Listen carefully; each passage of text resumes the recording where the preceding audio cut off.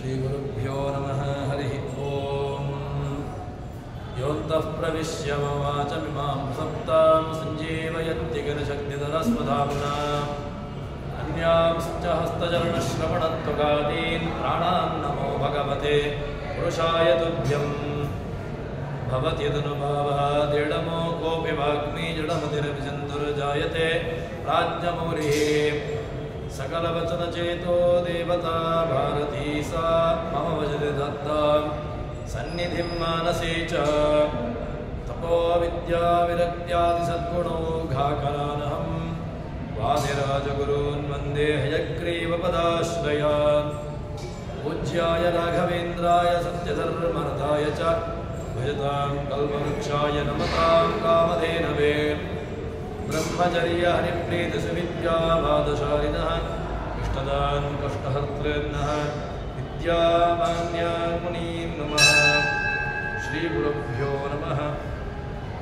भद्रं कर्णेभिः शृणुयाम देवाः भद्रं पश्येमाक्षभिर्यजत्राः स्थिरैरङ्गैः स्तुष्टुवांसस्तनूभिः व्यशेम देवहितं यदायुः स्वस्ति न इन्द्रो वृद्धश्रवाः स्वस्ति न पूषा विश्ववेदाः स्वस्ति नस्तार्क्ष्यो अरिष्टनेमिः स्वस्ति नो बृहस्पतिर्दधातु।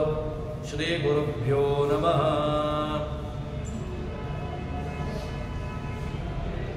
ಭಗವಂತನಿಗೆ ಸರ್ವಕರ್ತೃತ್ವವನ್ನು ಅದೇ ರೀತಿಯಾಗಿ ಸಕಲ ಜೀವಜಾತ್ಮಕವಾಗಿರತಕ್ಕಂತಹ ಜಗತ್ತಿಗೆ ಕಾರಣತ್ವವನ್ನು ಸಮರ್ಥನೆಯನ್ನು ಮಾಡುತ್ತಾರೆ. ಅತಃ ಸಮುದ್ರ ಗಿರಯಶ್ಚ ಸರ್ವೇ ಅಸ್ಮಾತ್ ಸ್ಯಂಧಂತೆ ಸಿಂಧವಃ ಸರ್ವರೂಪಾಃ ಅತಶ್ಚ ಸರ್ವಾಃ ಔಷಧಯಃ ರಸಾಶ್ಚ ಏನೈಷ ಭೂತೈಃ ತಿಷ್ಠತೆ ಹ್ಯಂತರಾತ್ಮ ಅಂತ ಹೇಳಿಕೊಂಡು ಭಗವಂತನ ಸರ್ವ ಕಾರಣತ್ವವನ್ನು ಇಡೀ ಜಗತ್ತಿಗೆ ಕಾರಣ ಯಾರು ಅಂತ ಕೇಳಿದಾಗ ಸಮುದ್ರ ಗಿರಯ ಸರ್ವೇ ಇಡೀ ಜಗತ್ತಿನಲ್ಲಿರತಕ್ಕಂತಹ ಸಮುದ್ರಗಳು ಪರ್ವತಗಳು ಎಲ್ಲವೂ ಕೂಡ ಈ ಭಗವಂತನಿಂದಾಗಿ ಹುಟ್ಟಿರತಕ್ಕಂತಹದ್ದು. ಅದೇ ರೀತಿಯಾಗಿ ಅಸ್ಮಾತ್ ಸ್ಯಂದಂತೆ ಆ ನದಿಗಳು ಹರಿಬೇಕು ಅಂತಾದರೆ ಅದಕ್ಕೆ ಕಾರಣೀಕರ್ತನಾಗಿ ಯಾರಿದ್ದಾನೆ ಅಂತ ಕೇಳಿದ್ರೆ ಅಸ್ಮಾತ್ ಅಂತ ಹೇಳ್ತಾರೆ. ಭಗವಂತನಿದ್ದಾನೆ. ಭಗವಂತನಿಲ್ಲ ಅಂತಾದರೆ ಆವಾಗ ಯಾವುದಕ್ಕೂ ಕೂಡ ಅಸ್ತಿತ್ವ ಎಂಬುದು ಇರುವುದಿಲ್ಲ. ಸಿಂಧವ ಸರ್ವರೂಪಾ ಸರ್ವಾ ಔಷಧಯ ರಸಾಶ್ಚ. ತದನಂತರ ಹೇಳ್ತಾರೆ ಸರ್ವಾ ಔಷಧಯ ಎಲ್ಲ ಔಷಧಿಗಳು ಕೂಡ ಇವನಿಂದಾಗಿ ಇವೆ. ತದನಂತರದಲ್ಲಿ ರಸಾಶ್ಚ ಅದೇ ರೀತಿಯಾಗಿ ಎಲ್ಲ ರಸಗಳು ಆಯಾಯ ದ್ರವ್ಯದಲ್ಲಿ ಆಯಾಯ ಪದಾರ್ಥಗಳಲ್ಲಿ ಇರತಕ್ಕಂತಹ ರಸಗಳು. ಯಾಕೆ ರಸಗಳು ಇಲ್ಲ ಅಂತಾದರೆ ಆ ರಸ ಅಭಿಮಾನಿಯಾಗಿರ್ತಕ್ಕಂಥವನು ಇವನು. ಭಗವಂತ ಕೃಷ್ಣ ಭಗವದ್ಗೀತೆಯಲ್ಲಿ ಹೇಳುವಾಗ ರಸೋಹಮಪ್ಸು ಕೌಂತೆಯ ಅಂತ ಹೇಳಿಕೊಂಡು ಅಪ್ಸು ನಾನು ನೀರಿನಲ್ಲಿ ರಸನಾಮಕನಾಗಿದ್ದೇನೆ ಅಂತ ಹೇಳಿಕೊಂಡು ಹೇಳಿದಾಗ ನೀರನ್ನು ಒಂದನ್ನು ಇಲ್ಲಿ ಹೇಳಿದ್ದಾನೆ. ನೀರನ್ನು ಒಂದನ್ನು ವಿಶೇಷಣವಾಗಿ ಹೇಳಿದ್ದರಿಂದಾಗಿ ಉಳಿದಂತಹ ಎಲ್ಲ ಪದಾರ್ಥಗಳನ್ನು ಕೂಡ ಇಟ್ಟುಕೊಳ್ಬೇಕು. ಆ ಭಗವಂತ ಅವನಿದ್ದಾನೆ. ಎಲ್ಲದರಲ್ಲೂ ಕೂಡ ರಸನಾಮಕನಾಗಿ ರಸೋಹಂ ಅಂತ ಹೇಳಿಕೊಂಡು ಅವನು ಹೇಳಿದ್ರಿಂದಾಗಿ ಇಲ್ಲಿಯೂ ಕೂಡ ರಸಾಶ್ಚ ಎಲ್ಲ ರಸಗಳು ಕೂಡ ಏನೈಷ ಭೂತಾಃ ತಿಷ್ಠಂತೆ ಭೂತೈಃ ತಿಷ್ಠತೆ ಚಂದರಾತ್ಮ. ಎಲ್ಲ ವಿಧವಾಗಿರತಕ್ಕಂತಹ ಧಾನ್ಯಗಳು ಎಲ್ಲವೂ ಕೂಡ ಇವನಿಂದ ಹುಟ್ಟಿದೆ ಅಂತ. ಅಂದರೆ ಅಂತರ್ಯಾಮಿ ಭಗವಂತ ಇಡೀ ಜಗತ್ತಿನಲ್ಲಿ ಅಂತರ್ಯಾಮಿಯಾಗಿ ಅದರ ಒಳಗಡೆ ತಾನಿದ್ದುಕೊಂಡು ಆ ಎಲ್ಲವನ್ನೂ ಕೂಡ ನಡೆಸತಕ್ಕಂಥವನು ತಾನು ಎಂಬುದನ್ನು ಇಲ್ಲಿ ಉಪನಿಷತ್ತು ತಿಳಿಸಿಕೊಡ್ತದೆ. ತದನಂತರದಲ್ಲಿ ಉಪನಿಷತ್ತು ಹೇಳ್ತದೆ ಪುರುಷ ಏವೇದಂ ವಿಶ್ವಂ ಕರ್ಮ ತಪೋ ಬ್ರಹ್ಮ ಪರಾಮೃತಂ ಏತದ್ಯೋ ವೇದ ಗುಹಾಯ ಸೋ ಅವಿದ್ಯಾಕ್ರಾಂತಿಂ ವಿಕಿರತೀಹ ಸೌಮ್ಯ ಉಪನಿಷತ್ತು ಹೇಳ್ತಾ ಉಂಟು, ಇದಂ ವಿಶ್ವಂ ಕರ್ಮ, ಇಡೀ ಜಗತ್ತಿನಲ್ಲಿರತಕ್ಕಂತಹ ಕರ್ಮಗಳು. ಯಾಕೆ? ಸೃಷ್ಟಿಯಾದಿ ಕ್ರಿಯೆಗಳನ್ನಿಟ್ಟುಕೊಳ್ಳಿ. ಅದು ಜಗತ್ತು ಯಾವ ಕ್ರಿಯೆಗಳನ್ನು ಆಡಬೇಕು ಅಂತಾದರೂ ಕೂಡ, ಅಥವಾ ಕ್ರಿಯಾದಿಗಳು ಹುಟ್ಟಬೇಕು ಅಂತಾದರೆ ಆ ಕ್ರಿಯೆಗೆ ಅಭಿಮಾನಿಯಾಗಿರ್ತಕ್ಕಂಥವನು ಭಗವಂತ. ಒಂದು ವೇಳೆ ಆ ಭಗವಂತನ ವ್ಯವಸ್ಥೆ ಅದು ಒಂದು ತಪ್ಪಿ ಹೋಯಿತು ಅಂತಾದರೆ ಜಗತ್ತಿನಲ್ಲಿ ವಾಸ್ತವಿಕವಾಗಿ ಏನೂ ಕೂಡ ಆಗಲಿಕ್ಕೆ ಸಾಧ್ಯ ಇಲ್ಲ. ಅದಕ್ಕೋಸ್ಕರ ಉಪನಿಷತ್ತು ಹೇಳುವಂಥದ್ದೇನು ಅಂತ ಕೇಳಿದರೆ, ಸೃಷ್ಟಿಯಾದಿ ಕ್ರಿಯೆಗಳು ಎಲ್ಲವೂ ಕೂಡ ಆರಂಭದಲ್ಲಿ ನಾವು ಭಗವಂತನನ್ನು ಜನ್ಮಾದ್ಯಸ್ಯತಃ ಅಂತ ಮಹಾ ಹೇಳುವಾಗ, ಜನ್ಮಾದಿ ಎಲ್ಲವುಗಳು ಕೂಡ ಜಗತ್ತಿಗೆ ಜನ್ಮ, ಸೃಷ್ಟಿ, ಸ್ಥಿತಿ, ಸಂಹಾರ, ನಿಯಮನ, ಜ್ಞಾನ, ಅಜ್ಞಾನ, ಬಂಧ, ಮೋಕ್ಷ ಎಲ್ಲವನ್ನೂ ಕೂಡ ಕೊಡುವುದು ಯಾರು ಅಂತ ಹೇಳಿದ್ರೆ ಅದವನು. ಅವನ ಅಧೀನವಾಗಿ ಎಲ್ಲವೂ ಕೂಡ ನಡೀತಾ ಉಂಟು ಜಗತ್ತಿನಲ್ಲಿ. ಅದನ್ನು ಉಪನಿಷತ್ತು ಏನು ಹೇಳ್ತದೆ ಅಂತ ಕೇಳಿದರೆ, ಪುರುಷ ಏವ ಇದಂ ವಿಶ್ವಂ ಕರ್ಮ, ಜಗತ್ತಿನಲ್ಲಿ ಆಗತಕ್ಕಂತಹ ಏನೆಲ್ಲ ಕ್ರಿಯೆಗಳು ಉಂಟು ಅದೆಲ್ಲವೂ ಕೂಡ ಅವನದ್ದೇ. ಅದೇ ರೀತಿಯಾಗಿ ಕ್ರಿಯೆ, ಜ್ಞಾನ ಎಲ್ಲವೂ ಕೂಡ ಅವನಿಂದ. ಮತ್ತೊಂದು ಏನು ಅಂತ ಕೇಳಿದ್ರೆ ಹೇಳ್ತಾರೆ, ಅದು ಎಲ್ಲವೂ ಕೂಡ ಅವನಿಗಿಂತ ಅಭಿನ್ನ. ನಮ್ಮಲ್ಲಿ ಆಗುವಾಗ ನಾನು ಬೇರೆ, ನನ್ನಲ್ಲಿ ಆಗತಕ್ಕಂತಹ ಕ್ರಿಯೆ, ನಾನು ಏನೋ ಒಂದು ವಸ್ತುವನ್ನು ಎತ್ತಿ ಮುಂದಕ್ಕೆ ಅಥವಾ ಅದನ್ನು ಹಿಂದಕ್ಕೆ ಇಡಬೇಕು ಅಂತ ಆದರೆ ನಾನು ಬೇರೆ, ನನ್ನಿಂದ ಆಗತಕ್ಕಂತಹ ಕ್ರಿಯೆಗಳು ಇದು ಬೇರೆ ಬೇರೆ. ಆದರೆ ಭಗವಂತನಲ್ಲಿ ಆಗುವಾಗ ಇದು ಯಾವುದೂ ಕೂಡ ಹಾಗಲ್ಲ. ಭಗವಂತ ಬೇರೆ ಅಲ್ಲ, ಅವನಲ್ಲಿ ಆಗತಕ್ಕಂತಹ ಕ್ರಿಯೆಗಳು ಬೇರೆ ಅಲ್ಲ. ಅದು ಎರಡೂ ಕೂಡ ಅವನಿಗಿಂತ ಅಭಿನ್ನವಾಗಿರತಕ್ಕಂತಹದ್ದು. ಭಗವಂತ ಅವನ ರೂಪ, ಅವನ ಗುಣ, ಅವನ ಕ್ರಿಯೆ ಇದೆಲ್ಲವೂ ಕೂಡ ಅವನಿಗಿಂತ ಅತ್ಯಂತ ಅಭಿನ್ನವಾಗಿರುತ್ತದೆ. ಭಗವಂತನಿಗಿಂತ ಅತ್ಯಂತ ಅಭಿನ್ನವಾಗಿರ್ತಕ್ಕಂತಹದ್ದು ಅವನ ರೂಪ, ಗುಣ, ಕ್ರಿಯಾದಿಗಳು ಹೇಳ್ತಾರೆ. ತದನಂತರದಲ್ಲಿ ಅವನು ಎಲ್ಲಿದ್ದಾನೆ ಅಂತ ಕೇಳಿದ್ರೆ, ಸರಿ ಭಗವಂತನಿದ್ದಾನೆ, ಹೌದು ಇದ್ದಾನೆ, ಇದ್ದವನು ಎಲ್ಲಿದ್ದಾನೆ ಅದು ಗೊತ್ತಾಗೋದಿಲ್ಲವೋ ಅಂತ ಕೇಳಿದ್ರೆ ಅದಕ್ಕೆ ಉಪನಿಷತ್ತೇ ಉತ್ತರವನ್ನು ಕೊಡ್ತದೆ. ಏತದ್ಯೋ ವೇದ ಗುಹಾಯಾಮ್ ಸಹ ಅವಿದ್ಯಾಗ್ರಂಥಿರತಿ. ಭಗವಂತನನ್ನು ಹುಡುಕಿಕೊಂಡು ಬೇರೆಲ್ಲೂ ಹೋಗಬೇಕು ಅಂತಿಲ್ಲ. ಭಗವಂತ ಅವನು ಹೃದಯ, ಎಲ್ಲರ ಹೃದಯ ಎನ್ನುವಂತಹ ಗುಹೆಯಲ್ಲಿ ಭಗವಂತ ವಾಸಸ್ಥಾನವನ್ನು, ತನ್ನ ಇರುವಿಕೆಗೆ ಜಾಗವನ್ನು ಕಂಡುಕೊಂಡದ್ದು ಎಲ್ಲಿ ಅಂತ ಕೇಳಿದ್ರೆ ಎಲ್ಲರ ಹೃದಯದಲ್ಲಿ. ಭಗವಂತ ಸರ್ವ ಭಕ್ತರ ಯಾರು ಅವನನ್ನು ಅನನ್ಯವಾಗಿ ಅವನನ್ನು ಸ್ಮರಣೆ ಮಾಡ್ತಾರೆ ಅಥವಾ ಅನನ್ಯವಾಗಿ ಅವನನ್ನು ಚಿಂತನೆ ಮಾಡ್ತಾರೆ, ಅವರ ಹೃದಯದ ಗುಹೆಯಲ್ಲಿ ತಾನಿದ್ದೇನೆ. ಈ ರೀತಿಯಾಗಿ ಸರಿ, ಹೃದಯದ ಗುಹೆಯಲ್ಲಿ ತಾನಿದ್ದಾನೆ, ಹೌದು, ಅದನ್ನು ತಿಳ್ಕೊಳ್ಬೇಕು. ಅದನ್ನು ಹೇಗೆ ತಿಳ್ಕೊಳ್ಬೇಕು ಅಂತ ಕೇಳಿದ್ರೆ, ಭಗವಂತ ಹೃದಯದ ಗುಹೆಯಲ್ಲಿ ಇದ್ದಾನಲ್ವಾ, ಆ ಹೃದಯದ ಗುಹೆಯಲ್ಲಿರ್ತಕ್ಕಂತಹ ಭಗವಂತನನ್ನು ಹೇಗೆ ತಿಳ್ಕೊಳ್ಬೇಕು ಅಂತ ಕೇಳಿದ್ರೆ, ಸೃಷ್ಟ್ಯಾದಿಗಳನ್ನು ಎಲ್ಲವನ್ನೂ ಕೂಡ ಮಾಡತಕ್ಕಂತಹ ಸಾಮರ್ಥ್ಯವುಳ್ಳವನ್ನು ತಿಳ್ಕೊಳ್ಬೇಕು. ಅದೇ ರೀತಿಯಾಗಿ ಅವನನ್ನು ನಿತ್ಯ ಮುಕ್ತನು ತಿಳ್ಕೊಳ್ಬೇಕು. ಅದೇ ರೀತಿಯಾಗಿ ಎಲ್ಲ ಅವನಿಗೂ ಅವನ ರೂಪ, ಅವನ ಗುಣ, ಅವನ ಕ್ರಿಯೆ ಇದೆಲ್ಲದಕ್ಕೂ ಕೂಡ ಅತ್ಯಂತ ಅಭಿನ್ನ ಎಂಬುದಾಗಿ ತಿಳ್ಕೊಳ್ಬೇಕು.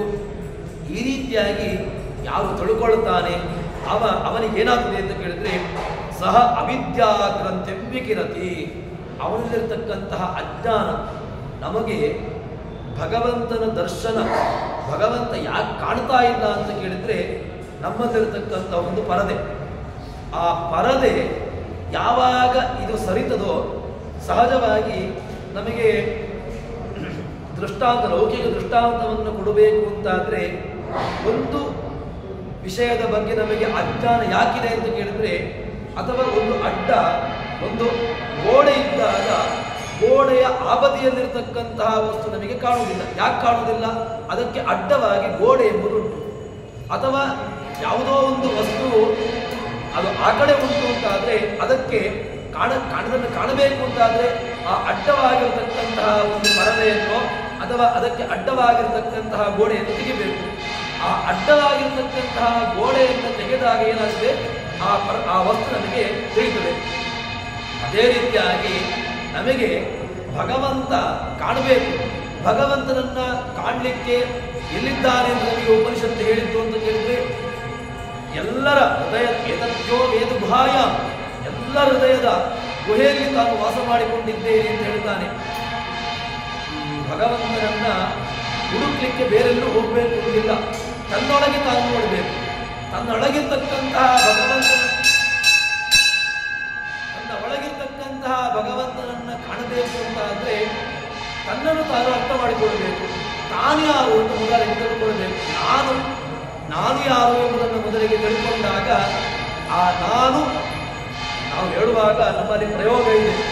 ಏನು ಅಂತ ಹೇಳಿದ್ರೆ, ನಾನು ಬೇರೆ, ನನ್ನ ಶರೀರ ಅಂತ ಹೇಳ್ತೇನೆ. ನನ್ನ ಶರೀರ ಅಂತ ಹೇಳಿದಾಗ ನಾನು ಬೇರೆ, ನನ್ನದ್ದಾಗಿರತಕ್ಕಂಥ ಶರೀರ ಬೇರೆ ಅಂತ ಒಂದು ಪ್ರಯೋಗ ಉಂಟು. ಒಂದು ವೇಳೆ ನಾನು ಮತ್ತು ನನ್ನ ಶರೀರ ಒಂದೇ ಅಂತಾಗಿದ್ರೆ ನಾನು ಶರೀರ ಅಂತ ಹೇಳಬೇಕಿತ್ತು. ಇಲ್ಲಿ ನಾನು ಎಂಬಂತಹ ಪ್ರಯೋಗ ನಮಗೆ ಗೊತ್ತಿಲ್ಲದೆ ನಾವು ಈ ಪ್ರಯೋಗವನ್ನು ಮಾಡ್ತಾ ಇದ್ದೇವೆ. ನಾನು ಶರೀರ ಅಂತ ಯಾರೂ ಕೂಡ ಹೇಳುವುದಿಲ್ಲ. ನಾನು ಶರೀರ ಅಂತ ಹೇಳುವ ಬದಲಿಗೆ ಮತ್ತನೇನು ಹೇಳ್ತಾನೆ, ನನ್ನ ಶರೀರ ಅಂತ ಹೇಳಿದ್ರೆ ನಾನು ಬೇರೆ ಇದ್ದೇನೆ, ನನಗಿಂತ ಬೇರೆಯಾಗತಕ್ಕ ಶರೀರ ಒಂದು ಬೇರೆ ಉಂಟು. ಅಂದ್ರೆ ಏನಾಯ್ತು, ಈಗ ಈ ನಾನು ಆ ಒಳಗಿರ್ತಕ್ಕಂತಹ ಒಂದು ಸತ್ವ ಅದು ಯಾರು ಎಂಬುದನ್ನು ಹುಡುಕಬೇಕು.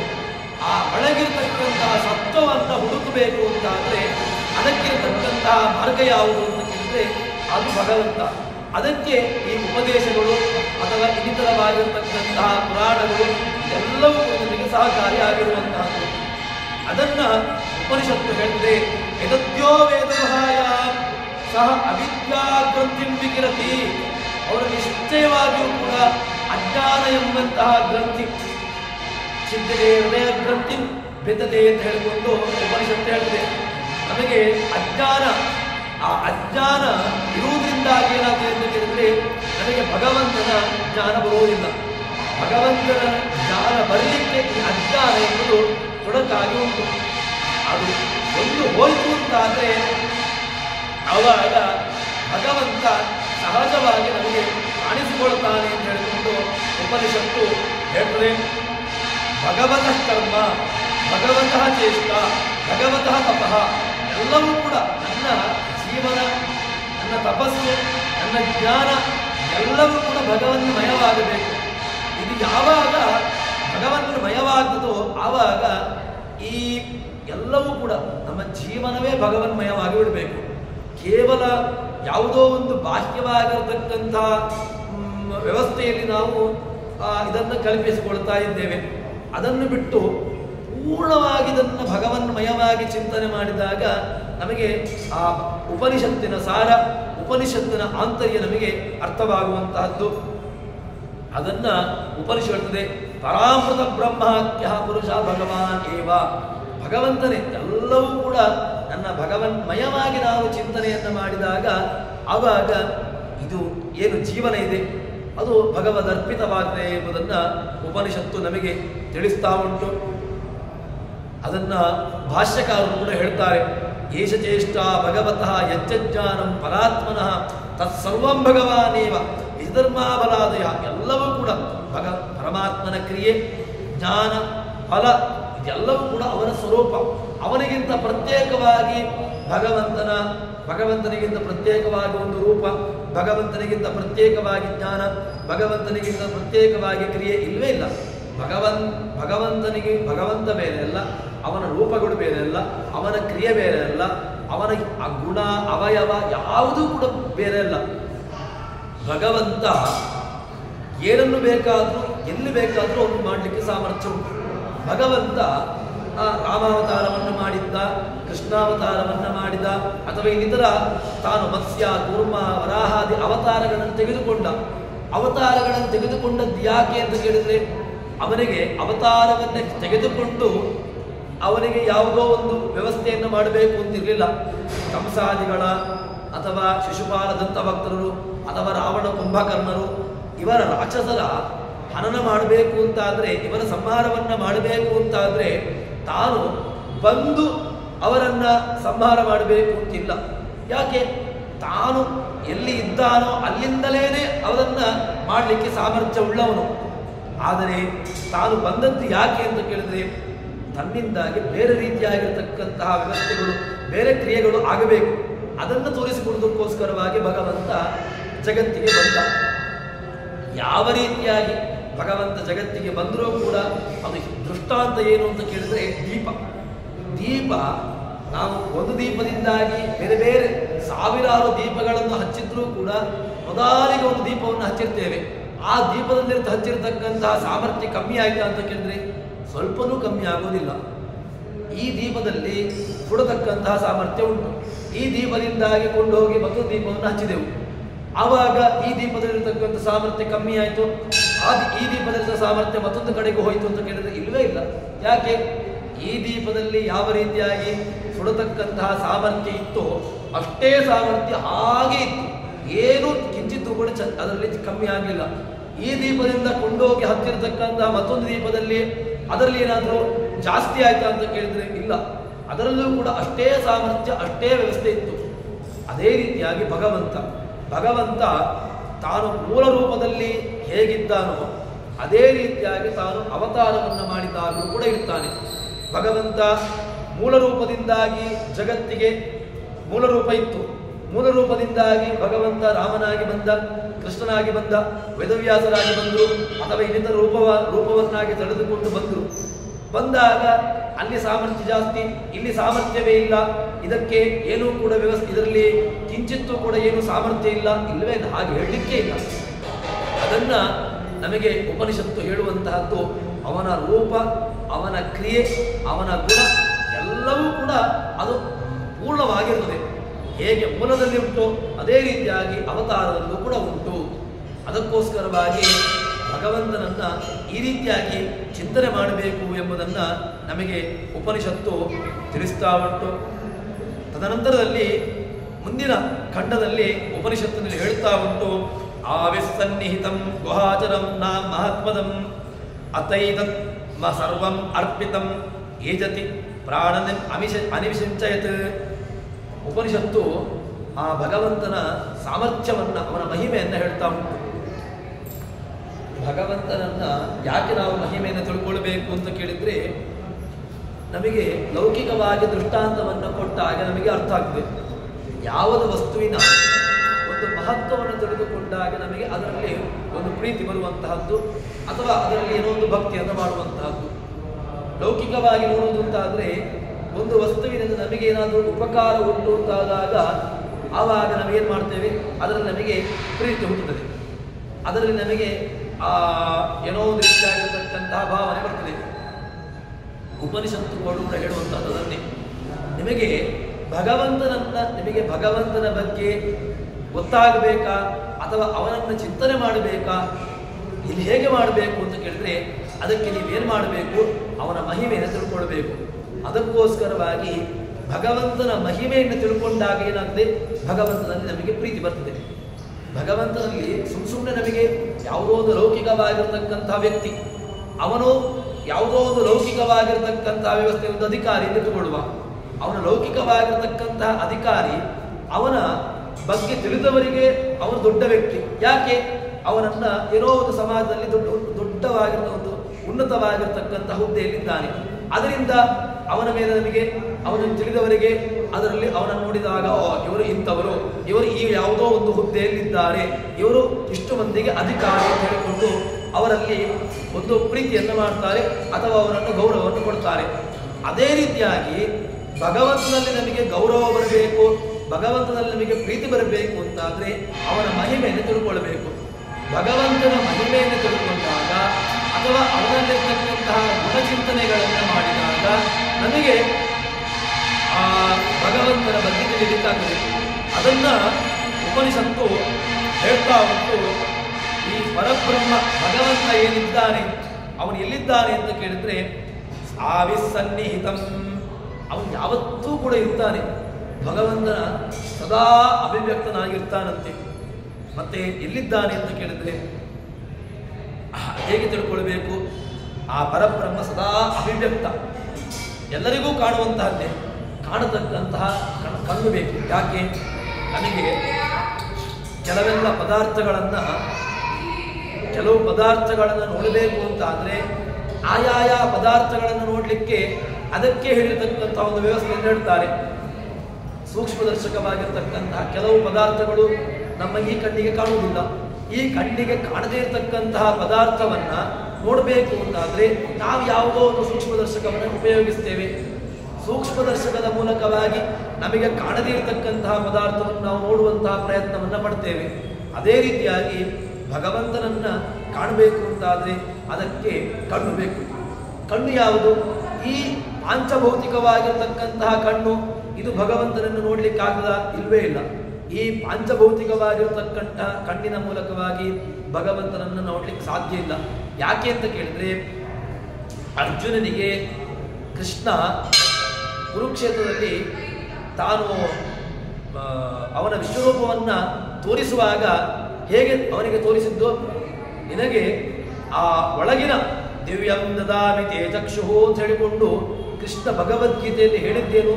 ಅರ್ಜುನನಿಗೆ ಸುಮ್ಮನೆ ತನ್ನ ವಿಶ್ವರೂಪವನ್ನು ತೋರಿಸಲಿಲ್ಲ. ವಿಶ್ವರೂಪವನ್ನು ತೋರಿಸಬೇಕು ಅಂತ ಆದರೆ ಅವನಿಗೆ ಕೊಟ್ಟಿರತಕ್ಕಂತಹ ಕಣ್ಣು ಯಾವುದು ಅಂತ ಕೇಳಿದ್ರೆ ಅಂತರಿಂದ್ರಿಯ. ಈ ಅಂತರಿಂದ್ರಿಯದ ಮೂಲಕವಾಗಿ, ಅಂತಶ್ಚಕ್ಷುವಿನ ಮೂಲಕವಾಗಿ ಭಗವಂತನನ್ನು ನೋಡಿದ್ದವನು. ಆದ್ದರಿಂದ ಈ ಬಾಹ್ಯವಾಗಿರತಕ್ಕಂತಹ ಕಣ್ಣಿನ ಮೂಲಕವಾಗಿ ಭಗವಂತನನ್ನು ಕಾಣಲಿಕ್ಕಾಗೋದಿಲ್ಲ ಅಂತಾಯಿತು. ಈ ಕಣ್ಣು, ಈ ಕಿವಿ, ಈ ಕೈಗಳು, ಈ ಕಾಲು ಇದು ಭಗವಂತನಿಗೆ ನೋಡ್ಲಿಕ್ಕಿರತಕ್ಕಂತಹದ್ದಲ್ಲ. ಮತ್ತೆ ಇದು ಭಗವಂತನನ್ನ ನೋಡುವಂತಹ ಸಾಮರ್ಥ್ಯವನ್ನ ಅದಕ್ಕೋಸ್ಕರವಾಗಿ ಪ್ರಯತ್ನವನ್ನ ಪಡಲಿಕ್ಕಿರ್ತಕ್ಕಂತಹದ್ದು. ಇದರಲ್ಲಿ ಈ ಕಣ್ಣಿನ ಮೂಲಕವಾಗಿ, ಈ ಕಿವಿಯ ಮೂಲಕವಾಗಿ, ಈ ಇಂದ್ರಿಯಗಳ ಮೂಲಕವಾಗಿ ಏನು ಮಾಡಬೇಕು ಅಂತ ಹೇಳಿದ್ರೆ ಅವನನ್ನ ಕಾಣತಕ್ಕಂತಹ ಒಂದು ಪ್ರಯತ್ನವನ್ನ ಪಡಬೇಕು. ಆ ಪ್ರಯತ್ನ ಪಟ್ಟಾಗ ನಮಗೆ ಈ ಕಣ್ಣುಗಳುಂಟು, ಈ ಕಿವಿಗಳುಂಟು, ಇದೆಲ್ಲವೂ ಕೂಡ ಇಂದ್ರಿಯಗಳುಂಟು. ಇದು ಯಾಕೆ ಅಂತ ಕೇಳಿದ್ರೆ ಯಾವುದೋ ಬೇಡವಾಗಿರತಕ್ಕಂತಹ ವಸ್ತುವನ್ನು ನೋಡ್ಲಿಕ್ಕೆ ಇದನ್ನು ಉಪಯೋಗಿಸಿಕೊಳ್ತೇವೆ. ಯಾವುದೋ ಕಿವಿಗಳಿದೆ, ಈ ಕಿವಿಗಳು ಅಕ್ಕಪಕ್ಕದ ಮನೆಯವರ ವ್ಯವಸ್ಥೆಯನ್ನ, ಅವರ ವ್ಯವಸ್ಥೆ, ಇವರ ವ್ಯವಸ್ಥೆ, ಈ ವ್ಯವಸ್ಥೆಯನ್ನು ಕೇಳಿಕೊಳ್ಳಕ್ಕೋಸ್ಕರವಾಗಿ ಈ ಕಿವಿಯನ್ನು ಉಪಯೋಗಿಸಿಕೊಳ್ತೇವೆ. ಅಥವಾ ಈ ಕೈಗಳಿದೆ, ಇದನ್ನು ಯಾವುದೋ ಬೇಡವಾಗಿರತಕ್ಕಂತಹ ವ್ಯವಸ್ಥೆಗೆ ಉಪಯೋಗಿಸಿಕೊಳ್ತೇವೆ. ಕಾಲುಗಳಿದೆ, ಈ ಕಾಲುಗಳನ್ನ ಭಗವಂತನಿಗೆ ಪ್ರದಕ್ಷಿಣೆಗೆ ಅಥವಾ ಭಗವಂತನಿಗೋಸ್ಕರವಾಗಿ ಇದನ್ನು ಉಪಯೋಗಿಸಿಕೊಳ್ಬೇಕು. ಅದಕ್ಕೆ ಇದನ್ನು ಉಪಯೋಗಿಸಿಕೊಳ್ಳುವುದಿಲ್ಲ. ಇದು ಭಗವಂತ ಕೊಟ್ಟದ್ದು. ಯಾವಾಗ ನಮಗೆ ಇದರ ಬೆಲೆ ಯಾವಾಗ ಗೊತ್ತಾಗ್ತದೆ ಅಂತ ಕೇಳಿದ್ರೆ ಭಗವಂತ ಇದರ ಸಾಮರ್ಥ್ಯವನ್ನು ತೆಗಿತಾ ಬರಬೇಕು. 40 ವರ್ಷ, 50 ವರ್ಷ, 60 ವರ್ಷ ನಂತರ ಕಣ್ಣಿನ ಸಾಮರ್ಥ್ಯವನ್ನು ತೆಗಿತಾನೆ. ಕಣ್ಣಿನ ಸಾಮರ್ಥ್ಯ ಕಾಣುತ್ತಾ ಇರ್ತದೆ. ಈಗ ಸಹಜವಾಗಿ ಕಾಣುವುದಿಲ್ಲ. ಕಾಣುವಂತಹದ್ದು ನಮಗೆ ಮೊದಲಿಗೆನೆ ಕಾಣಬೇಕು ಅಂತಾದರೆ ಅದಕ್ಕೆ ಬಾಹ್ಯವಾಗಿರತಕ್ಕಂತಹ ವ್ಯವಸ್ಥೆಗಳು ಬೇಕು. ನಮಗೆ ಯಾವ ವ್ಯವಸ್ಥೆಗಳು ನಮಗೆ ಕಾಣಬೇಕು ಅಂತಾದರೆ ಈ ಬಾಹ್ಯವಾಗಿರತಕ್ಕಂತಹ ಕಣ್ಣಿಗಳು ವ್ಯವಸ್ಥೆಗಳು ಬೇಕು. ಅದಕ್ಕೋಸ್ಕರ ಭಗವಂತ ಇದರ ಸಾಮರ್ಥ್ಯವನ್ನು ತೆಗಿತಾ ಬರಬೇಕು. 30 ವರ್ಷ, 40 ವರ್ಷ, 50 ವರ್ಷ, 60 ವರ್ಷ. 60 ವರ್ಷದ ನಂತರ ಕಣ್ಣು ಕಾಣುವುದಿಲ್ಲ, ಕಿವಿ ಕೇಳುವುದಿಲ್ಲ, ನಿಂತರೆ ಕೂತ್ಕೊಳ್ಳಿಕ್ಕಾಗುವುದಿಲ್ಲ, ಕೂತರೆ ನಿಲ್ಲಿಕ್ಕಾಗುವುದಿಲ್ಲ, ಎಲ್ಲ ವ್ಯವಸ್ಥೆಗಳು. ಆವಾಗ ನಾವು ಹೇಳ್ತೇವೆ ದೇವರು ನನಗೆ ಏನೂ ಕೊಡಲಿಲ್ಲ ಅಂತ ಹೇಳಿಕೊಂಡು 25, 30, 40 ವರ್ಷ, 50 ವರ್ಷ, 60 ವರ್ಷ ಭಗವಂತ ಕೊಟ್ಟಾಗ ಇದನ್ನ ಭಗವಂತನಿಗೆ ಅರ್ಪಿಸ್ತಿಲ್ಲ. ನಾಲಿಗೆ ಇತ್ತು, ಕಿವಿ ಇತ್ತು, ಕಣ್ಣಿತ್ತು, ಎಲ್ಲವೂ ಇತ್ತು. ಎಲ್ಲದಕ್ಕೂ ಕೂಡ ಇದನ್ನ ಭಗವಂತನ ನಾಮ ಸಂಕೀರ್ತನೆಗೆ ಅಥವಾ ಭಗವಂತನ ಭಜನೆಗೆ, ಭಗವಂತನ ನಮ್ಮಲ್ಲಿ ಹೇಗಾಗಿದೆ ಅಂತ ಕೇಳಿದ್ರೆ ಒಂದು ಇದಕ್ಕೆ ಹೋಗಿ ದೇವರ ನಾಮ ಸಂಕೀರ್ತನೆಯನ್ನು ಮಾಡುವಂತಹದ್ದು ನನ್ನ ಡಿಗ್ನಿಟಿಗೆ ಒಂದು ವ್ಯವಸ್ಥೆಯಾಗಿ ಬಿಟ್ಟಿದೆ. ಅಂದ್ರೆ ನಾನು ಏನಾದರೂ ಕೂಡ ದೇವರ ಹೆಸರನ್ನು ಕರೆದ್ರೆ ಆವಾಗ ನಾನು ಓದಿದ್ದು, ನನಗೆ ಏನು ಲೌಕಿಕವಾಗಿರತಕ್ಕಂತಹ ನನ್ನ ಎಜುಕೇಶನ್ ಅದು ನನಗೆ ಅಡ್ಡ ಬರ್ತದೆ. ನಾನು ಉನ್ನತವಾಗಿರತಕ್ಕಂತಹ ಹುದ್ದೆಯಿಂದಿರತಕ್ಕಂಥವನು ನಾನು ಒಂದು ವೇಳೆ ಗೋವಿಂದ ಶ್ರೀನಿವಾಸ ಹರೇ ಅಂತ ಹೇಳಿಕೊಂಡು ನಾನು ಹೇಳಿದ್ದೆ ಅಂತಾದರೆ ನನ್ನ ಆ ಡಿಗ್ನಿಟಿ, ನನ್ನ ಓದಿರತಕ್ಕಂತಹ ನನ್ನ ಡಿಗ್ರಿಗಳು ನನಗೆ ಅಡ್ಡ ಬರುವಂತಹದ್ದು. ಯಾಕೆ? ನಾನು ಓದಿರತಕ್ಕಂಥವನು ದೇವರ ಹೆಸರನ್ನು ಹೇಳಬಾರ್ದು. ನಾನು ಒಂದು ಗೌರವಯುತವಾಗಿರ್ತಕ್ಕ ಸ್ಥಾನದಲ್ಲಿ ಉಳ್ಳವನು ಅಂತ. ವಾಸ್ತವಿಕವಾಗಿ ದೇವರ ಹೆಸರನ್ನು ಹೇಳಬೇಕು ಅಂತಾದರೆ ಯಾವ ಮರ್ಯಾದೆಯನ್ನು ಕೂಡ ಬಿಡಬೇಕು, ಎಲ್ಲ ಮರ್ಯಾದೆಗಳನ್ನು ಬಿಡಬೇಕು. ದೇವರ ನಾಮ ಸಂಕೀರ್ತನೆಯನ್ನು ಮಾಡಲಿಕ್ಕೆ ಯಾವ ವ್ಯವಸ್ಥೆಯನ್ನು ಕೂಡ ನೋಡಲಿಕ್ಕಿಲ್ಲ. ಎಲ್ಲಿ ಕೂಡ ಇದ್ದಾಗಲೂ ಕೂಡ ನಾವು ಎಲ್ಲ ಕಡೆಗಳಲ್ಲಿ ಇದ್ದಾಗಲೂ ಕೂಡ ಭಗವಂತನ ನಾಮ ಸಂಕೀರ್ತನೆಯನ್ನ ಆ ಸ್ಥಳ ಈ ಸ್ಥಳ ಅಂತಿಲ್ಲ, ಎಲ್ಲ ಸ್ಥಳಗಳಲ್ಲೂ ಕೂಡ ಭಗವಂತನ ನಾಮ ಸಂಕೀರ್ತನೆಯನ್ನು ಮಾಡಲಿಕ್ಕೆ ದೋಷ ಇಲ್ಲ. ಯಾಕೆಂದ್ರೆ ಹೊರಗೆ ಹೋಗಿರತಕ್ಕಂತಹ ವ್ಯಕ್ತಿ ಮತ್ತೆ ಪುನಃ ಮನೆಗೆ ಬರ್ತಾನೆ ಎಂಬಂತಹ ನಿಶ್ಚಯ ಇಲ್ಲ. ಯಾಕೆ? ಹೊರಗೆ ಹೋಗಿದ್ದಾನೆ, ಮನೆಗೆ ಬರಬೇಕು ಅಂತಾದ್ರೆ ಭಗವಂತನ ಅನುಗ್ರಹ ಬೇಕು. ಯಾಕೆ? ಹೊರಗೆ ಹೋಗಿರತಕ್ಕಂತಹ ವ್ಯಕ್ತಿಗೆ ಯಾವುದೋ ಅವಘಡವೋ ಅಪಘಾತವೋ ಆಯ್ತು ಅಂತಾದ್ರೆ ಮನೆಗೆ ಬರುವಂತಹ ವ್ಯವಸ್ಥೆ ಇಲ್ಲ.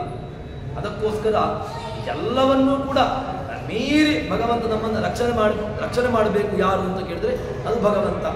ಎಲ್ಲ ಮಹಿಮೆಗಳು ಯಾರ್ದು ಅಂತ ಕೇಳಿದ್ರೆ ಅದು ಭಗವಂತ ನಮ್ಮ ಜೊತೆಗಿದ್ದಾಗ ಮಾತ್ರ. ಅದಕ್ಕೋಸ್ಕರ ನಮಗೆ ಈ ಉಪನಿಷತ್ತು ಏನು ಹೇಳ್ತದೆ ಅಂತ ಕೇಳಿದ್ರೆ ಆವಿಸನ್ನಿಹಿತಂ ಗುಹಾಚರಂ, ನನ್ನ ಗುಹೆಯಲ್ಲಿ, ಹೃದಯ ಎಂಬಂತಹ ಗುಹೆಯಲ್ಲಿ ನನ್ನ ಜೊತೆಗೆ ಸದಾ ಇದ್ದಾನೆ. ಹೇಗಿದ್ದಾನೆ ಅಂತ ಕೇಳಿದ್ರೆ ಕಣ್ಣಿನ ಜೊತೆಗೆ ಕಣ್ಣಿನ ರೆಪ್ಪೆ ಉಂಟು. ಕಣ್ಣು ಉಂಟಾ ಕೇಳಿದ್ರೆ ಕಣ್ಣಿನ ಕಣ್ಣುಂಟು. ಕಣ್ಣಿನ ಜೊತೆಗೆ ರೆಪ್ಪೆ ಉಂಟಾ ಕೇಳಿದ್ರೆ ರೆಪ್ಪೆನೂ ಇದೆ. ಕಣ್ಣಿನ ಜೊತೆಗೆ ರೆಪ್ಪೆ ಉಂಟು ಎಂಬುದನ್ನು ನಾವು ನೋಡ್ಲಿಕ್ಕೆ ಗಮನಿಸಲಿಕ್ಕೆ ಹೋಗಲಿಲ್ಲ. ಯಾವಾಗ ನಮಗೆ ಗೊತ್ತಾಗುವುದು ಅಂತ ಕೇಳಿದ್ರೆ ಅದನ್ನ ಒಂದಾ ಕನ್ನಡಿಯ ಮುಂದೆ ಹೋಗಬೇಕು, ಇಲ್ಲ ನಾವು ಹೊರಗಿನ ಯಾವುದೋ ಒಂದು ಸೌಂದರ್ಯವರ್ಧಕಕ್ಕೆ ಹೋದಾಗ ಏನು ಅದನ್ನ ವ್ಯವಸ್ಥಿತವಾಗಿ ಅದನ್ನ ಏನೋ ಒಂದು ರೀತಿಯಾಗಿ ಅದನ್ನು ವ್ಯವಸ್ಥೆ ಮಾಡ್ತಾರಂತೆ. ಆವಾಗ ನಮಗೆ ಗೊತ್ತಾಗ್ತದೆ, ಓ ಇದೊಂದು ಕಣ್ಣಿನ ಹುಬ್ಬು ಉಂಟು ಅಂತ. ಈ ಕಣ್ಣಿನ ಹುಬ್ಬು ಕಣ್ಣನ್ನು ರಕ್ಷಣೆ ಮಾಡುವಂತೆ. ಕಣ್ಣಿನ ಹುಬ್ಬಿಗೆ ಈ ಹುಬ್ಬು ಯಾಕಿದೆ ಅಂತ ಕೇಳಿದ್ರೆ ಕಣ್ಣಿಗೆ ಬೀಳತಕ್ಕಂತಹ ಕಸವನ್ನ ರಕ್ಷಣೆ ಮಾಡ್ತದೆ. ಕಣ್ಣಿಗೆ ಒಂದು ಪಕ್ಷ ಏನಾದರೂ ಕೂಡ ಕಸ ಬೀಳುವಂತಹ ಸಂದರ್ಭ ಇದ್ರೆ ಕಣ್ಣು ಏನು ಮಾಡ್ತದೆ, ಪಕ್ಕನೆ ಅಡ್ಡಕ್ಕೆ ಬರ್ತದೆ. ಆ ಹುಬ್ಬು ರೆಪ್ಪೆಗಳು ಅಡ್ಡಕ್ಕೆ ಬಂದು ಕಣ್ಣನ್ನು ಮುಚ್ಚಿ ಬಿಡ್ತವೆ. ಆವಾಗ ಏನಾಯಿತು, ಕಣ್ಣಿಗೆ ಕಸ ಬೀಳದಂತೆ ಮಾಡ್ತದೆ. ಇದು ಭಗವಂತನ ವ್ಯವಸ್ಥೆ. ಭಗವಂತ ನಮ್ಮ ಜೊತೆಗಿದ್ದಾನೆ. ಹೇಗೆ ರಕ್ಷಣೆ ಮಾಡ್ತಾನೆ ಅಂತ ಕೇಳಿದ್ರೆ ನಮಗೆ ಗೊತ್ತಿಲ್ಲ. ನಮಗೆ ಯಾಕೆ ಗೊತ್ತಿಲ್ಲ? ನಮಗೆ ಕಣ್ಣಿನ ಜೊತೆಗಿರತಕ್ಕಂತಹ ರೆಪ್ಪೆಗಳನ್ನು ನಾವು ಯೋಚನೆ ಮಾಡಲಿಕ್ಕೆ ಹೋಗಲಿಲ್ಲ. ಯಾಕೆ? ಅದಕ್ಕೆ ಕಸ ಬಿದ್ದಾಗ ಅದು ಹೇಗೆ ಅದು ಕಸದಿಂದ ರಕ್ಷಿಸಿತು ಅಂತ ಕೇಳಿದ್ರೆ ಅದು ನಮಗೆ ಗೊತ್ತಿಲ್ಲ. ನಮಗೆ ಉತ್ತರ ಗೊತ್ತುಂಟಾಯ್ತು ಗೊತ್ತೇ ಇಲ್ಲ. ಹೇಗೆ ರಕ್ಷಣೆ ಆಯಿತು ಅಂತ ಕೇಳಿದ್ರೆ ಕಣ್ಣಿನ ರೆಪ್ಪೆ ಅದು ಅಡ್ಡಕ್ಕೆ ಬಂದದ್ರಿಂದಾಗಿ ಕಣ್ಣಿಗೆ ಬೀಳತಕ್ಕಂತಹ ಕಸ ಅದು ರಕ್ಷಣೆ ಮಾಡಿತು. ಹೀಗೆ ಭಗವಂತ ನಮ್ಮನ್ನು ರಕ್ಷಣೆ ಮಾಡುವಂತಹದ್ದು.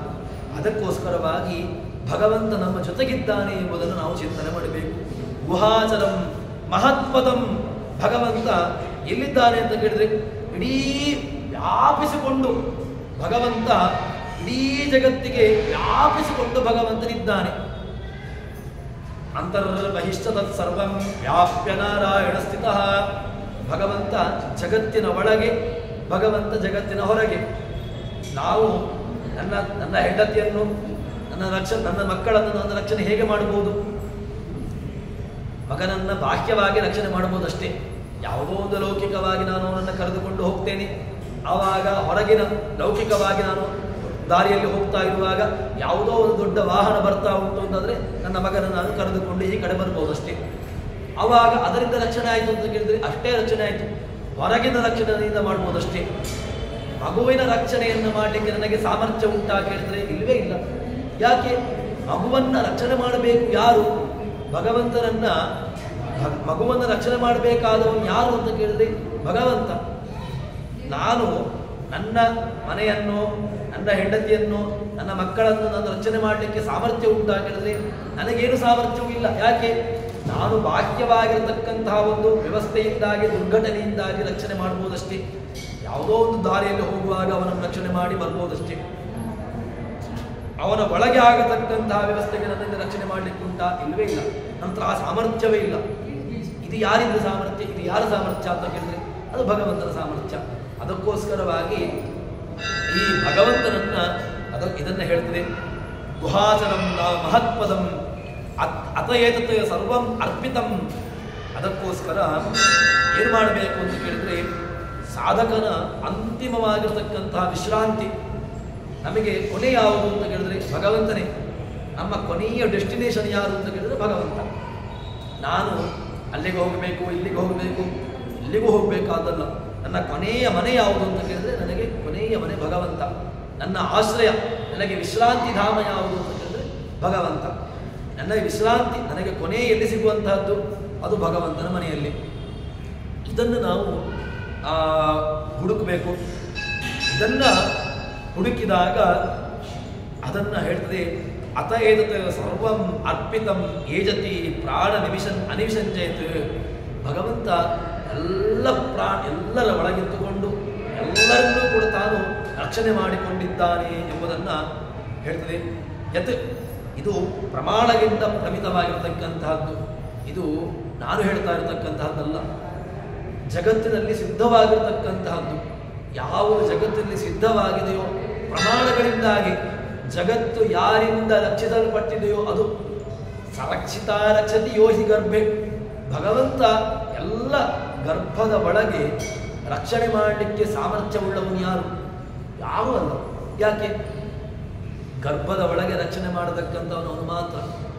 ಆ ಭಗವಂತ ಗರ್ಭದ ಒಳಗೆ ತಾನಿದ್ದುಕೊಂಡು ನೀರು, ಅದಕ್ಕೆ ಬೇಕಾಗಿರತಕ್ಕಂತಹ ಮಗುವಿಗೆ ಬೇಕಾಗಿರತಕ್ಕಂತಹ ಆಹಾರ, ಅದಕ್ಕೆ ಬೇಕಾಗಿರತಕ್ಕಂತಹ ವ್ಯವಸ್ಥೆ, ಅದಕ್ಕೆ ಬೇಕಾಗಿರತಕ್ಕಂತಹ ಎಲ್ಲ ಜೀವ, ರಕ್ತ ಎಲ್ಲವನ್ನೂ ಕೂಡ ಕಾಲಕಾಲಕ್ಕೆ ನೀಡಿ ಆ ಮಗುವನ್ನು ಗರ್ಭದಲ್ಲಿ ಬೆಳೆಸತಕ್ಕಂತಹ ಸಾಮರ್ಥ್ಯ ಯಾರ್ದು ಅಂತ ಕೇಳಿದ್ರೆ ಯಾರ್ದೂ ಅಲ್ಲ. ಡಾಕ್ಟ್ರ ಅಂತ ಕೇಳಿದ್ರೆ ಡಾಕ್ಟ್ರು ಏನೂ ಮಾಡಲಿಕ್ಕೆ ಸಾಧ್ಯ ಇಲ್ಲ. ಡಾಕ್ಟ್ರು ಮಗು ಹೇಗಿದೆ ಅಂತ ಹೇಳ್ಬೋದು ಅಷ್ಟೇ ಹೊರತು ಮಗುವನ್ನು ಬದುಕಿಸ್ಲಿಕ್ಕಾಗ್ತದ? ಬದುಕಿಸ್ಲಿಕ್ಕೆ ಹೊರತೂ ಸಾಮರ್ಥ್ಯ ಇಲ್ಲ. ಹೋದಂತಹ ಮಗುವಿಗೆ ಪ್ರಾಣವನ್ನು ಕೊಡಲಿಕ್ಕಾಗ್ತದ ಡಾಕ್ಟರ್ ಹತ್ರ? ಇಲ್ಲವೇ ಇಲ್ಲ. ಭಗವಂತ ಅದಕ್ಕೋಸ್ಕರವಾಗಿ ದೊಡ್ಡ ವೈದ್ಯ ಯಾರು ಕೇಳಿದ್ರೆ ಭಗವಂತನೇ. ಈ ಒಳಗಿನ ಜಗತ್ತಿಗೆ ಈ ಪ್ರಾಣವನ್ನು ನೀಡಿ ಆ ರಕ್ಷಣೆ ಮಾಡತಕ್ಕಂತಹ ಸಾಮರ್ಥ್ಯವುಳ್ಳವನು ಅದು ಭಗವಂತ ಅಂತ ಹೇಳ್ತಾರೆ. ಅದಕ್ಕೋಸ್ಕರವಾಗಿ ಇಷ್ಟು ದೊಡ್ಡ ಸಾಮರ್ಥ್ಯವನ್ನು ಭಗವಂತನಿಗೆ ಹೇಳ್ತಾರೆ. ಎದ್ದು ಜಾನತ, ಯಾವುದನ್ನು ತಿಳ್ಕೊಳ್ಬೇಕು? ಏತಜ್ಜಾನತ ಸದಸದ್ಧರೇಣ್ಯಂ ಪರಂ ವಿಜ್ಞಾನಾದ್ಯದ್ವರಿಷ್ಠಂ ಪ್ರಜಾನ ಯದರ್ಚಿಮತ್ ಯದಣಭ್ಯೋ ಅಣುಚ ಯಸ್ಮಿನ್ ಲೋಕಾನಿಹಿತಾ ಲೋಕಿನಶ್ಚ. ಉಪನಿಷತ್ತು ಹೇಳ್ತಾ ಉಂಟು. ಏನು ಹೇಳ್ತಾ ಇದೆ ಅಂತ ಕೇಳಿದ್ರೆ, ಎಲ್ಲ ಕಾರಣ ವಸ್ತುಗಳು, ಜಗತ್ತಿನಲ್ಲಿರ್ತಕ್ಕಂತಹ ಕಾರ್ಯವಸ್ತುಗಳು, ಕಾರಣ ವಸ್ತುಗಳು ಯಾವುದೆಲ್ಲ ಇದೆಯೋ ಆ ಎಲ್ಲ ವಸ್ತುಗಳಿಗೂ ಕೂಡ ಭಗವಂತ ಉತ್ತಮನಾಗಿದ್ದಾನೆ. ಮತ್ತೆ ಹೇಗಿದ್ದಾನೆ ಅಂತ ಕೇಳಿದ್ರೆ ಒಳ್ಳೆಯ ಕಾಂತಿ. ಮತ್ತೆ ಅಣೋರಣೀಯಾನ್ ಮಹತೋ ಮಹೀಯಾನ್ ಅಂತ ಹೇಳಿಕೊಂಡು ಅವನನ್ನು ಉಪನಿಷತ್ತು ವೇದಗಳು ಕೊಂಡಾಡಿದೆ. ಅಣೋರಣೀಯಾನ್ ಮಹತೋ ಮಹೀಯಾನ್. ಅಣುವಿಗೂ ಯಾವುದಾದ್ರೂ ಒಂದು ಅಣು ಪರಿಮಾಣವುಳ್ಳಂತಹ ವಸ್ತು ಉಂಟು ಅಂತ ಹೇಳಿದ್ರೆ ಅದಕ್ಕಿಂತಲೂ ಅಣು. ಮಹತ್ತಾಗಿರ್ತಕ್ಕಂತಹ ವಸ್ತು, ದೊಡ್ಡದಾಗಿರ್ತಕ್ಕಂತಹ ವಸ್ತು ಯಾವುದಾದ್ರೂ ಉಂಟು ಅಂತಾದರೆ ಅದಕ್ಕಿಂತಲೂ ಕೂಡ ಬೃಹತ್ತಾಗಿದ್ದಾನೆ. ಆದ್ದರಿಂದ ಭಗವಂತ ಅಣುವಿಗೆ ಅಣುವಾಗಿದ್ದಾನೆ, ಮಹತ್ತಿಗೆ ಮಹತ್ತಾಗಿದ್ದಾನೆ. ಈ ಅಣು ಮಹತ್ ಎಲ್ಲದಕ್ಕಿಂತಲೂ ಕೂಡ ಭಗವಂತ ಮೀರಿದ್ದಾನೆ. ಪರಂ ವಿಜ್ಞಾನಾದ್ಯದ್ವರಿಷ್ಠಂ ಪ್ರಜಾನ. ಅವನನ್ನು ಹೇಗಿದ್ದಾನೆ ಅಂತ ಕೇಳಿದ್ರೆ ಅಣುವಿಗಿಂತಲೂ ಕೂಡ ವಿಜ್ಞಾನಾದ್ಯದ್ವರಿಷ್ಠಂ. ಲೋಕಪಾಲಕರು, ಇಡೀ ಲೋಕದಲ್ಲಿರ್ತಕ್ಕಂತಹ ನಮ್ಮಂತಹ ಜನರುಗಳು ಯಾರನ್ನ ಆಶ್ರಯ ಪಡೆದುಕೊಂಡಿದ್ದಾರೆ? ನಾವು ಆಶ್ರಯವನ್ನು ಹೇಳ್ಬೋದು. ನನಗೆ ನನ್ನ ಹೆಂಡತಿ ಆಶ್ರಯ, ನನಗೆ ನನ್ನ ಮಗ ಆಶ್ರಯ, ನನ್ನ ಮಕ್ಕಳು ಆಶ್ರಯ. ಯಾರೂ ಆಶ್ರಯರಲ್ಲ. ಭಗವಂತನಿಗೆ ಆಶ್ರಯ ಯಾರು ಅಂತ ಕೇಳಿದ್ರೆ ಅದನ್ನು ಉಪನಿಷತ್ತು ಹೇಳುತ್ತಾ ಉಂಟು. ಇಡೀ ಜಗತ್ತಿಗೆ ಆಶ್ರಯ ಸ್ಥಾನನಾಗಿರ್ತಕ್ಕಂಥವನು ಭಗವಂತ ಅಂತ ಹೇಳ್ತಾರೆ. ಇಡೀ ಲೋಕಗಳು, ಭೂರಾದಿ ಲೋಕಗಳು, ಅದೇ ರೀತಿಯಾಗಿ ಪಾತಾಳ ಎಲ್ಲ 14 ಲೋಕಗಳಿಗೆ ಭಗವಂತ ಆಧಾರಭೂತನಾಗಿದ್ದಾನೆ. ಆಸರೆ ಯಾರು ಅಂತ ಕೇಳಿದ್ರೆ ಅದು ಭಗವಂತ. ಇಂತಹ ಪರಮಾತ್ಮನನ್ನು ಹೇಗೆ ತಿಳ್ಕೊಳ್ಬೇಕು ಅಂತ ಕೇಳಿದ್ರೆ ನೀವು ಎದದ್ದು ಜಾನತ, ಅವನನ್ನು ಸರಿಯಾಗಿ ತಿಳ್ಕೊಳ್ಬೇಕು. ಯಾವ ವಸ್ತುವನ್ನು ಹೇಗೆ ತಿಳ್ಕೊಳ್ಬೇಕು ಅದೇ ರೀತಿಯಾಗಿ ತಿಳ್ಕೊಳ್ಬೇಕು. ಒಂದು ವಸ್ತು ಇದೆ, ಆ ವಸ್ತುವನ್ನು ಒಂದು ಹಗ್ಗವನ್ನು ಅದನ್ನು ವಿಪರೀತವಾಗಿ ತಿಳ್ಕೊಂಡ್ರೆ ಹಗ್ಗವನ್ನು ಹಾವಾಗಿ ತಿಳ್ಕೊಂಡ್ರೆ ಅದು ಯಥಾರ್ಥವಾಗಿರ್ತಕ್ಕಂತಹ ತಿಳುವಳಿಕೆ ಅಲ್ಲ. ಯಾವುದು ಯಥಾರ್ಥವಾಗಿರ್ತಕ್ಕಂತಹ ತಿಳುವಳಿಕೆ ಅಂತ ಕೇಳಿದರೆ ಹೇಗಿದೆಯೋ ಅದೇ ರೀತಿಯಾಗಿ ತಿಳಿದುಕೊಳ್ಳುವಂತಹದ್ದು ಅದನ್ನು ಯಥಾರ್ಥ ಅಂತ ಕರೀತಾರೆ. ವಸ್ತುವು ಯಾವ ರೀತಿಯಾಗಿದೆಯೋ ಅದೇ ರೀತಿಯಾಗಿ ತಿಳಿದುಕೊಳ್ಳುವಂತಹದ್ದು ಯಥಾವತ್. ವಸ್ತು ಹೇಗಿಲ್ವೋ ಅದಕ್ಕಿಂತ ವಿಪರೀತವಾಗಿ ತಿಳ್ಕೊಳ್ಳುವಂದರೆ ಅದು ವಿಪರೀತ ಜ್ಞಾನ ಆಗ್ತದೆ. ಅದಕ್ಕೋಸ್ಕರ ಉಪನಿಷತ್ತು ನಮಗೆ ಕೊಟ್ಟಿರತಕ್ಕಂತಹ ಎಚ್ಚರಿಕೆ ಏನು ಅಂತ ಕೇಳಿದ್ರೆ, ಎತದು ಜಾನತ ವರೇಣ್ಯಂ ಪರಂ ವಿಜ್ಞಾನಾತ್ ವರಿಷ್ಠಂ, ಎಲ್ಲಕ್ಕಿಂತಲೂ ಕೂಡ ಮಿಗಿಲಾಗಿರ್ತಕ್ಕಂತಹ ಒಂದು ವಸ್ತು. ಅಣುಭ್ಯೋ ಅಣುಚ, ಎಲ್ಲ ಅಣುವಿಗೆ ಅಣುವಾಗಿರ್ತಕ್ಕಂಥವು, ಅಣು ಪದಾರ್ಥಗಳಿಗೆ ಅಣುವಾಗಿದ್ದಾನೆ, ಮಹತ್ ಪರಿಮಾಣವಾಗಿರ್ತಕ್ಕಂತಹ ವಸ್ತುಗಳಿಗೆ ಮಹತ್ ಪರಿಮಾಣವಾಗಿದ್ದಾನೆ. ಅದೇ ರೀತಿಯಾಗಿ ಯಸ್ಮಿನ್ ಲೋಕ ನಿಹಿತಾ, ಈ ಲೋಕಗಳು ಯಾರಲ್ಲಿ ಆಶ್ರಯವನ್ನು ಪಡೆದುಕೊಂಡುಂಟೋ ಅವನನ್ನು ತಿಳ್ಕೊಳ್ಬೇಕು. ಅವನನ್ನು ತಿಳಿದುಕೊಂಡಾಗ ನಮಗೆ ಹೇಳ್ತಾರೆ, ಅದನ್ನು ತಿಳಿದುಕೊಂಡದ್ರಿಂದಾಗಿ ನಮಗೆ ಔನ್ನತ್ಯ ಎಂಬುದು ದೊರಕುವಂತಹದ್ದು ಅಂತ. ಹೇಗೆ ಅಂತ ಕೇಳಿದ್ರೆ, ಭಗವಂತನನ್ನು ಸರಿಯಾಗಿ ತಿಳ್ಕೊಳ್ಬೇಕು. ಸರಿಯಾಗಿ ತಿಳ್ಕೊಳ್ಳೋದಕ್ಕೆ ನಾಭಿಕೃದಾದಿಹ ಸತೋಂಬಸಿ ಯಂಸ್ಯ ಪುಂಸೋ ವಿಜ್ಞಾನ ಶಕ್ತಿರಹಮ ಅಸಮಂತ ಶಕ್ತೇ ಅಂತ ಭಾಗವತದಲ್ಲಿ ಹೇಳ್ತಕ್ಕಂತಹ ಮಾತು. ಭಾಗವತ ಭಗವಂತನ ಚಿಂತನೆಯನ್ನು ನಮಗೆ ಹೇಗೆ ಕೊಟ್ಟಿದೆ ಅಂತ ಕೇಳಿದ್ರೆ, ಆ ಭಾಗವತ ಕೊಟ್ಟಿರತಕ್ಕಂತಹ ಚಿಂತನೆಯನ್ನು ಹೇಳ್ತಾರೆ. ಅನಂತ ಶಕ್ತಿ, ನಮ್ಮ ಶಕ್ತಿ ಅದು ಪರಿಮಿತವಾಗಿರತಕ್ಕಂಥ ಶಕ್ತಿ. ಯಾವುದೋ ಒಂದು ವಸ್ತುವನ್ನೇ ಎತ್ತಬಹುದು, ಒಂದು 50 kg 100 kg, ಅಲ್ಲಿಯ ತನಕ ನಮ್ಮ ಸಾಮರ್ಥ್ಯ ಹೊರತು ಇಡೀ ಜಗತ್ತನ್ನು ಎತ್ತಕ್ಕೆ ನಮ್ಮ ಸಾಮರ್ಥ್ಯ ಉಂಟಾ ಅಂತ ಕೇಳಿದ್ರೆ ಸಾಧ್ಯವೇ ಇಲ್ಲ. ನಾವು ಅದೇ ಭಗವಂತ ಇಡೀ ಜಗತ್ತನ್ನು ತಾನು ಧಾರಣೆ ಮಾಡಿದ್ದಾನೆ. ಹೇಗೆ ಧಾರಣೆ ಮಾಡಿದ್ದಾನೆ? ತಾನು ಮಹಾಭಾರತ ಪಾಂಡವರ ಜೊತೆಗಿದ್ದಾಗ ಭಗವಂತ ಗೋಪಾಲಕರ ಜೊತೆಗೆ ಕೂಡಿಕೊಂಡು ಆ ಗೋವರ್ಧನ ಪರ್ವತವನ್ನು ಎತ್ತಿದ. ಗೋವರ್ಧನ ಪರ್ವತವನ್ನು ಎತ್ತಿರತಕ್ಕಂತಹ ಭಗವಂತ ಸಾಮಾನ್ಯವಾಗಿರ್ತಕ್ಕಂತಹ ಗೋವರ್ಧನ ಪರ್ವತ ಅಲ್ಲ. ಇಡೀ ಗೋವರ್ಧನ ಪರ್ವತವನ್ನು ತನ್ನ ಕಿರುಬೆರಳಿನಿಂದಾಗಿ, ಅದಕ್ಕೋಸ್ಕರವಾಗಿ ಇಡೀ ಆ ಕಿರುಬೆರಳಿನಿಂದಾಗಿ ಎತ್ತಿರತಕ್ಕಂತಹ ಭಗವಂತನ ಸಾಮರ್ಥ್ಯ ಇಂಥದ್ದು. ಆದ್ದರಿಂದ ಭಗವಂತ ಹೇಗೆ ಇದನ್ನು ಧಾರಣೆ ಮಾಡಿದ್ದಾನೆ ಕೇಳಿದ್ರೆ, ಒಳಗೆ ಹೊರಗೆ, ತಾನು ಒಳಗೂ ಇದ್ದಾನೆ, ಅದರ ಹೊರಗೂ ಕೂಡ ತಾನು ವ್ಯಾಪಿಸಿಕೊಂಡು ಈ ಜಗತ್ತನ್ನು ಧಾರಣೆ ಮಾಡಿದ್ದಾನೆ ಎಂಬುದನ್ನು ಹೇಳ್ತಾರೆ. ಅದಕ್ಕೋಸ್ಕರ ಅಂತಹ ವಿಜ್ಞಾನ ಶಕ್ತಿರಹಂ ಆಸಮಂತ ಅನಂತ ಶಕ್ತೇ, ಅನಂತ ಶಕ್ತಿ ಭಗವಂತನ ಶಕ್ತಿ, ಅದು ಅನಂತ ಅಪರಿಮಿತವಾಗಿರತಕ್ಕಂತಹ ಶಕ್ತಿಯನ್ನು ಭಗವಂತನಿಗೆ ಹೇಳ್ತಾರೆ. ಅಂತಹ ಅಪರಿಮಿತವಾಗಿರತಕ್ಕಂತಹ ಶಕ್ತಿಯುಳ್ಳಂತಹ ಭಗವಂತನನ್ನು ನಾವು ತಿಳ್ಕೊಳ್ಬೇಕು ಎಂಬುದನ್ನು ಹೇಳ್ತಾರೆ. ಇದು ನಮಗೆ ಭಾಗವತ ಕೊಟ್ಟಿರತಕ್ಕಂತಹ ಚಿಂತನೆ. ಭಾಗವತ ಈ ಸಾಮರ್ಥ್ಯವನ್ನು, ಭಗವಂತನ ಇಂತಹ ಅಸದೃಶವಾಗಿರತಕ್ಕಂತಹ ಚಿಂತನೆಯನ್ನು ನಮಗೆ ಕೊಡ್ತದೆ.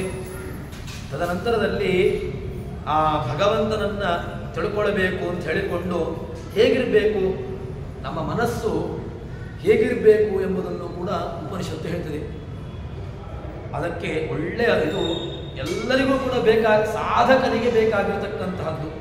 ಯಾರು ಈ ಒಳ್ಳೆಯ ಒಂದು ಮಾರ್ಗದಲ್ಲಿ ಹೋಗಬೇಕು ಅಂತ ಬಯಸ್ತಾನೋ ಅವನಿಗೆ ಬೇಕಾಗಿರ್ತಕ್ಕಂತಹ ಕ್ವಾಲಿಟಿ ಇದು. ಅವನಿಗೆ ಇರಬೇಕು ಇವನಿಗೆ ಇರಬೇಕು ಅಂತ ಏನಿಲ್ಲ. ಸಾಧಕನಾಗಿರ್ತಕ್ಕಂಥವು ಯಾರಿಗೆ ಭಗವಂತನನ್ನು ಕಾಣಬೇಕು ಅಂತಿದೆಯೋ ಅವನಿಗೆ ಬೇಕಾಗಿರತಕ್ಕಂತಹ ಒಂದು ಕ್ವಾಲಿಟಿ ಏನು ಅಂತ ಕೇಳಿದ್ರೆ, ಅದೇನದು ಅಕ್ಷರಂ ಬ್ರಹ್ಮ ಸ ಪ್ರಾಣ ಅದು ವಾಂಗ್ಮನಃ ಅದೇತ್ ಸತ್ಯಂ ತದಮೃತಂ ತದ್ವೇದವ್ಯಂ ಸೌಮ್ಯ ವಿಧಿ. ಭಗವಂತನನ್ನು ತಿಳ್ಕೊಳ್ಬೇಕು ಅಂತ ಅಂದರೆ ಹೇಗಿರಬೇಕು? ಅದೇನು ಅಕ್ಷರ, ಅದು ಅಕ್ಷರ. ಒಂದು ಏನು ವಸ್ತು ಇದೆ ಅದಕ್ಕೆ ಕ್ಷರ ಇಲ್ಲ, ನಾಶ ಇಲ್ಲ. ಅದು ಬ್ರಹ್ಮ, ಅದು ಪೂರ್ಣವಾಗಿರ್ತಕ್ಕಂತಹದ್ದು. ಸ ಪ್ರಾಣ, ಇಡೀ ಜಗತ್ತಿಗೆ ಪ್ರಾಣ ಪ್ರೇರಕ ಶಕ್ತಿ. ಆ ಅಣಚೇಷ್ಟಾಯ ಪ್ರಾಣ ಎಂಬಂತಹ ರೂಪ ಅದು ಸಂಸ್ಕೃತದ ಯಾವ ರೂಪದಿಂದ ಆಯಿತು ಅಂತ ಕೇಳಿದ್ರೆ ಪ್ರಾ ಎಂಬುದು ಉಪಸರ್ಗ. ಅಲ್ಲಿ ಅಣಚೇಷ್ಟಾಯ ಅಣತಿ ಆ ಎಲ್ಲ ಜಗತ್ತಿನರ್ತಕ್ಕಂತಹ ಪದಾರ್ಥಗಳಿಗೆ ಚೇಷ್ಟೆಯನ್ನು ಕೊಟ್ಟಿರತಕ್ಕಂತಹದ್ದು ಅನಚೇಷ್ಟಾಯ, ಚೇಷ್ಟೆಯನ್ನು ಕೊಟ್ಟಿರತಕ್ಕಂತಹದ್ದು. ಅದು ವಾಂಗ್, ಅದು ಮನಃ, ಅದು ವಾಕ್, ಎಲ್ಲರ ಮಾತಿಗೆ ಅಭಿವ್ಯಕ್ತವಾಗಿರತಕ್ಕಂತಹದ್ದು. ಇನ್ನು ವಾಕ್ ಶಬ್ದಕ್ಕೆ ಎಲ್ಲ ವೇದಗಳಿಂದ ಹೇಳಲ್ಪಟ್ಟಿರತಕ್ಕಂತಹದ್ದು. ಅದು ವಾಕ್, ಅದು ಮನಃ, ಅದು ಮನಸ್ಸಿನ ನಿಯಾಮನವಾಗಿರ್ತಕ್ಕಂತಹದ್ದು.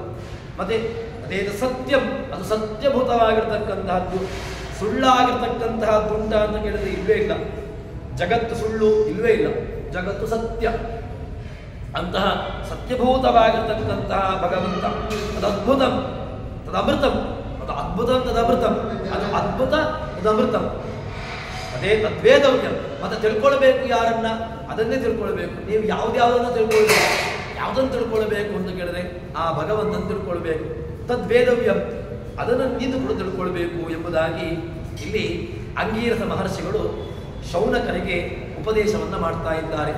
ಭಗವಂತನ ಬಗ್ಗೆ ತಿಳ್ಕೊಳ್ಬೇಕು, ಭಗವಂತನನ್ನ ಹೇಗೆ ತಿಳ್ಕೊಳ್ಬೇಕು ಎಂಬುದನ್ನು ನಮಗೆ ಈ ರೀತಿಯಾಗಿ ಉಪನಿಷತ್ತಿನ ಚಿಂತನೆ ಈ ರೀತಿಯಾಗಿ ಅದು ಬಿಡಿಸ್ತಾ ಇದೆ. ಇನ್ನು ಮುಂದಿನ ಭಾಗವನ್ನು ಮುಂದಕ್ಕೆ ಬೇಕಿದಾಗ ನೋಡೋಣ ಅಂತ ಹೇಳುವಲ್ಲಿ ಹರಿಪ್ರಿಯತ ಶ್ರೀಕೃಷ್ಣ ಅರ್ಪಿತಮಸ್ತು. ಶ್ರವಣ ಸಂಪೂರ್ಣ ಸರ್ವದೋಷ ವಿವರ್ಜಿತ ಪ್ರಿಯತಾಂ ಹೃದೇವಾಲಂ ವಿಷ್ಣುರ್ಮೇ ಪರಮಸ್ವೃತ. ಶ್ರೀಕೃಷ್ಣ ಅರ್ಪಿತಮಸ್ತು.